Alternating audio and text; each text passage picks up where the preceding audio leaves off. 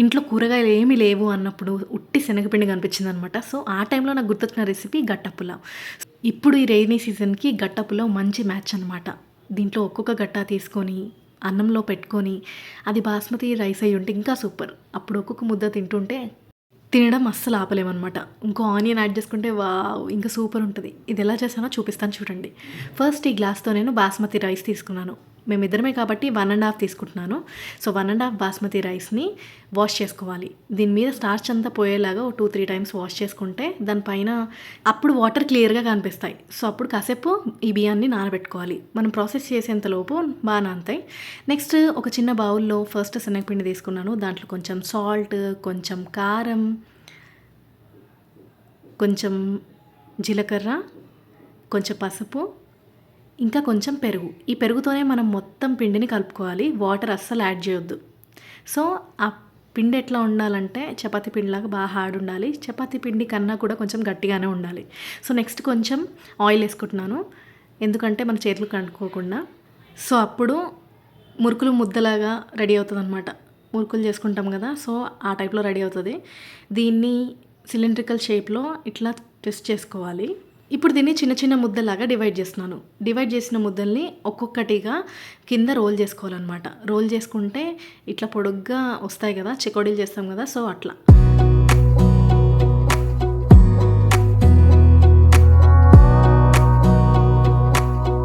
ఒక్కొక్కటిగా నేను అన్ని రోల్ చేసుకున్నాను. అన్నీ ఒక బౌల్‌లో వేసుకుంటున్నాను. సో, ఈ రోల్ చేసుకున్న వాటిని ఏం చేయాలో నెక్స్ట్ చూద్దాం. ఒక గిన్నెలో వాటర్ పోసుకొని అవి బాగా బాయిల్ అయిన తర్వాత అప్పుడు ఈ తయారు చేసుకున్న గట్టాలు ఉంటాయి కదా! వీటిని దీని లోపల వేయాలి ఒక్కొక్కటిగా. ఒక్కొక్కటి వేస్తే ఏంటంటే అతుక్కోకుండా సెపరేట్‌గా బాయిల్ అవుతాయి.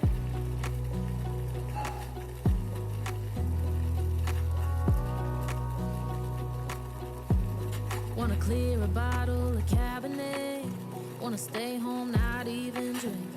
ఇవి బాయిల్ అయ్యేలోపు నేను నెక్స్ట్ గ్రేవీ చేయాలి కదా! దానికోసం ఒక 3 టొమాటోస్‌ని ఇట్లా గ్రైండ్ చేసి పెట్టుకున్నాను అనమాట. ఇది మనకి నెక్స్ట్ ప్రాసెస్‌కి పనికొస్తది. ఇప్పుడు ఈ గట్టాలు ఎట్లా బాయిల్ అయ్యాయో చూసుకోవాలి అనుకుంటే వీటిపైన చిన్న చిన్న బబుల్స్ వస్తాయన్నమాట. సో, ఆ బబుల్స్ రాగానే మనం అప్పుడు స్టవ్ ఆపేసి వీటిని సెపరేట్ చేయాలి. చూసారా వాటిపైన చిన్న చిన్న బబుల్స్ కనిపిస్తున్నాయి. సో, ఈ టైం వరకు వస్తే చాలు. నెక్స్ట్ వీటిని చిన్న చిన్నగా కట్ చేసుకోవాలి.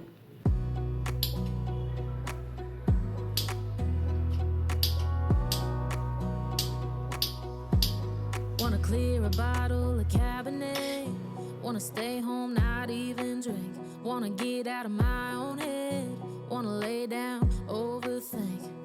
నెక్స్ట్ కట్ చేసుకున్న వీటన్నిటిని ఒక బౌల్‌లోకి తీసుకుందాం.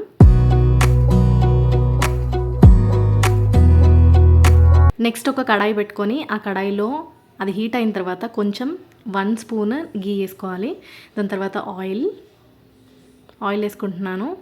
కొంచెం ఎక్కువ ఆయిల్ వేసుకుంటున్నాను. రైస్ కూడా వేయాలి కాబట్టి. దీంట్లో కొంచెం బగారాకు, 4 లవంగాలు వేసాను. తర్వాత ఒక స్టార్ అనీస్ వేసాను. నా దగ్గర ముక్కలు అయిపోయింది అది. అండ్ ఇంకొక మరాఠీ మొగ్గ వేసాను. మరాఠీ మొగ్గ. దాని తర్వాత షాజీరా ఉంటే వేసుకోండి. నా దగ్గర లేదు, అందుకే వేయలేదు. నెక్స్ట్ మిరియాలు, 1 ఇంచు దాల్చిన చెక్క అనమాట. సో, అంతే. నెక్స్ట్ ఇంకా ఆనియన్స్ వేసుకుంటున్నాను. 1 బిగ్ ఆనియన్. ఒక పెద్ద ఉల్లిగడ్డ ఉంటే సరిపోద్ది దీనికి. తర్వాత 3 పచ్చిమిర్చి కట్ చేసుకున్నా, అది కూడా వేసేస్తున్నా. నెక్స్ట్ వీటిని కొంచెం ఫ్రై అవ్వనివ్వాలి. తెలుసు కదా, కొంచెం కలర్ చేంజ్ అవుతుంది అన్నప్పుడు నెక్స్ట్ అల్లం వెల్లుల్లి పేస్ట్ ఉంటే యాడ్ చేసుకోండి. నేను వెల్లుల్లి ముద్ద మాత్రం యాడ్ చేస్తున్నాను. నా దగ్గర అదే ఉంది. సో, దంచుకొని వేసుకుంటున్నాను. ఈ ప్రాసెస్లో కొంచెం ఉప్పు వేసుకుందాము. ఉల్లిగడ్డలు తొందరగా మగ్గుతాయి అన్నమాట. సో, ఇప్పుడు కొంచెం కలిపి ఇప్పుడు 2 ఎండుమిర్చిలు వేసుకుంటున్నాను అనమాట. వేసి ఇంకొకసారి కలిపి కాసేపు ఉంచుదాం. ఆ వెల్లుల్లి వాసన పోయిన తర్వాత అప్పుడు నెక్స్ట్ కొంచెం పసుపు యాడ్ చేసుకుందాం. పసుపు యాడ్ చేసుకొని ఇంకోసారి కలిపి నెక్స్ట్ మనం దీంట్లో ఇందాక గట్ట బాయిల్ చేసుకొని పెట్టుకున్నాం కదా, కట్ చేసుకొని ఆ గట్ట ఇప్పుడు దీంట్లో వేసేద్దాం.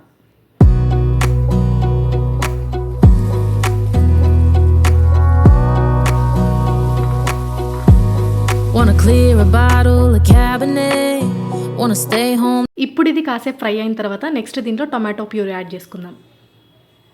3 టొమాటోస్ అనమాట ఇవి. ఈ టొమాటో ప్యూరీ వేసాక బాగా కలుపుకొని నెక్స్ట్ దీంట్లో నేను స్పైసెస్ యాడ్ చేస్తాను.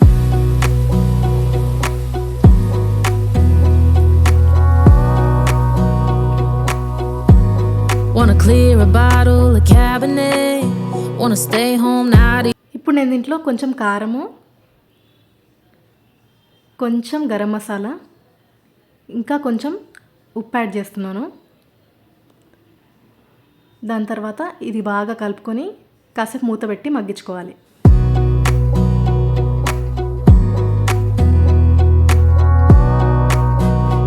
ఇప్పుడు ఓపెన్ చేసి చూద్దాం. ఆయిల్ సపరేట్ అని చూడండి. నెక్స్ట్ ఇప్పుడు దీంట్లో ఎసరు పోసుకుందాం అనమాట, పులావ్కి సరిపడా. మనం 1.5 బాస్మతి రైస్ వేసుకున్నాం కదా, అదే గ్లాస్తో 3 గ్లాసెస్ వాటర్ పోసుకుంటున్నాను.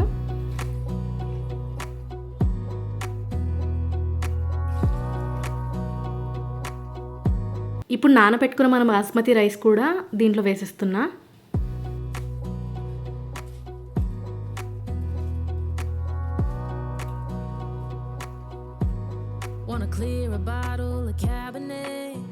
రైస్ వేసిన తర్వాత ఒకసారి కలిపి ఉప్పు చూసుకొని సాల్ట్ కరెక్ట్గా ఉంటే ఓకే, లేదంటే కొంచెం యాడ్ చేసుకొని మూత పెట్టుకుంటున్నాను.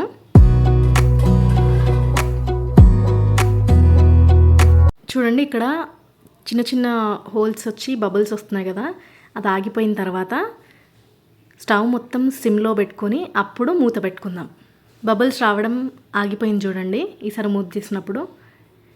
సో ఆగిపోయింది కదా, ఇప్పుడు మూత పెట్టేసి సిమ్లో పెట్టుకుందాం. ఒక 10 నిమిషాలు నేను సిమ్లో పెట్టాను, బాగా ఉడికింది. దాని తర్వాత మూత పెట్టి ఒక 20 మినిట్స్ వదిలేయండి. వదిలేసిన తర్వాత అన్నం ఇట్లా పైకి ముడుచుకుంటుందన్నమాట. ఈ కార్నర్లో కనిపిస్తుంది కదా, ఇట్లా పర్ఫెక్ట్ బాస్మతి అని చెప్పడానికి ఇది క్లియర్ అనమాట. ఏంటంటే అట్లా మెతుకులు పైకి ముడుచుకుంటాయి, సో అప్పుడు పర్ఫెక్ట్గా ఉడికిందని అర్థం. ఒకసారి ఇప్పుడు మనం కలిపి పెట్టామనుకోండి, కింద నుంచి పైకి కలుపుకుంటే ఇంకా అది పొడి పొడిగా ఉంటుంది అనమాట ఎప్పటికీ. అంటే ఈ బాస్మతి రైస్ మనం తినడం అయిపోయేంత వరకు ఇట్లా పొడి పొడిగా ఉంటుంది, లేదంటే అది ముద్దలాగా ఉంటుంది, తినేటప్పుడు బాగోదు.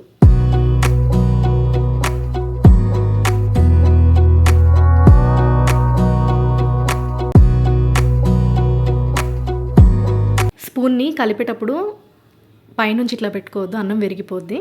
సో అందుకని కింద నుంచి పైనకి ఇట్లా తీస్తూ కలపాలన్నమాట. సో అంతే, గట్టా పులావ్ రెడీ అయిపోయింది. సో ఇంత ఈజీ అనమాట చేసుకోవడం. గట్టా చూడండి మంచి బాయిల్ అయింది, తినేటప్పుడు మంచి బయట ఇస్తుంది ఇది. దీంట్లో నాకు మీల్ మేకర్ అవి కూడా వేస్తాను నేను ఒక్కొక్కసారి, మీల్ మేకర్ ఆలు ఉన్నా కూడా. ఈసారి లేవు అందుకే వేయలేదు. నెక్స్ట్ దీనికి కాంబినేషన్గా మనము చిన్న గ్రేవీలా చేసుకుందాము. దానికోసం ఒక గిన్నెలో ఫస్ట్ నేను పెరుగు తీసుకుంటున్నాను. ఒక చిన్న కప్పు పెరుగు తీసుకొని దాంట్లో సాల్ట్ వేసుకొని ఫస్ట్ మజ్జిగ చేసుకుంటున్నా. మజ్జిగ చేసుకున్న తర్వాత కొంచెం వాటర్ యాడ్ చేసుకొని దాని తర్వాత 2 స్పూన్లు శనగపిండి యాడ్ చేస్తున్నా. 2 స్పూన్లు శనగపిండి యాడ్ చేశాక ఇది కూడా బాగా బీట్ చేసుకుంటున్నా. ఇదంతా పొయ్యి మీద పెట్టి చేయొద్దు, నేను నార్మల్గానే చేస్తున్నా, హీట్ చేయట్లేదు ఇప్పుడే. నెక్స్ట్ కొంచెం పసుపు ఇది కూడా వేసి కాసేపు బాగా బీట్ చేసుకున్న తర్వాత అప్పుడు స్టవ్ వెలిగించుకొని బాయిల్ చేసుకోవాలన్నమాట. దీన్ని బాయిల్ చేస్తున్నంతసేపు మనం గట్టిగా కలుపుతూనే ఉండాలి. అంటే ఏదో గంటతో కలుపుతూనే ఉండాలి, లేదంటే పెరుగుంది కదా విరిగిపోతుంది అనమాట. పొంగొచ్చేంత వరకు కలుపుతూ ఉండాలి. పొంగొచ్చి కాసేపు మసిలిన తర్వాత స్టవ్ ఆపేయచ్చు. నెక్స్ట్ స్టవ్ ఆపి ఇది పక్కన పెట్టుకొని దీన్ని పోపేసుకుందాం. ఒక పోపు గిన్నెలో కొంచెం ఆయిల్. ఇప్పుడు కొంచెం ఆయిల్ హీట్ అయిన తర్వాత అప్పుడు మనం ఆవాలు, కొంచెం జీలకర్ర, దాని తర్వాత కొంచెం ఇంగువ వేసుకుంటున్నాను నేను, బాగుంటుంది పోపులో. నెక్స్ట్ ఒక పచ్చిమిర్చి, ఇది చిన్నపాప తింటుంది అందుకే ఎక్కువ వేయట్లేదు కారం. నెక్స్ట్ కొంచెం కరివేపాకు ఇట్లా పోపులో వేసుకున్న తర్వాత దీన్ని ఇందాక మనం బాయిల్ చేసుకున్నాం కదా మజ్జిగ, దాంట్లో వేసిద్దాం. అంతే అయిపోయింది. సో ఇప్పుడు ఈ మజ్జిగ చారుని ఆ పులావ్లో వేసుకొని తినొచ్చు అనమాట హ్యాపీగా. సో ఈ రెసిపీ మీకు నచ్చిందని అనుకుంటున్నాను. Thank you guys for watching this video. ఇంతవరకు ఈ వీడియో చూసినందుకు థ్యాంక్ యూ. ఇంకో వీడియోతో మళ్ళీ కలుద్దాం. అప్పటి వరకు హక్కున మటాటా, don't worry, be happy. Thank you, bye bye.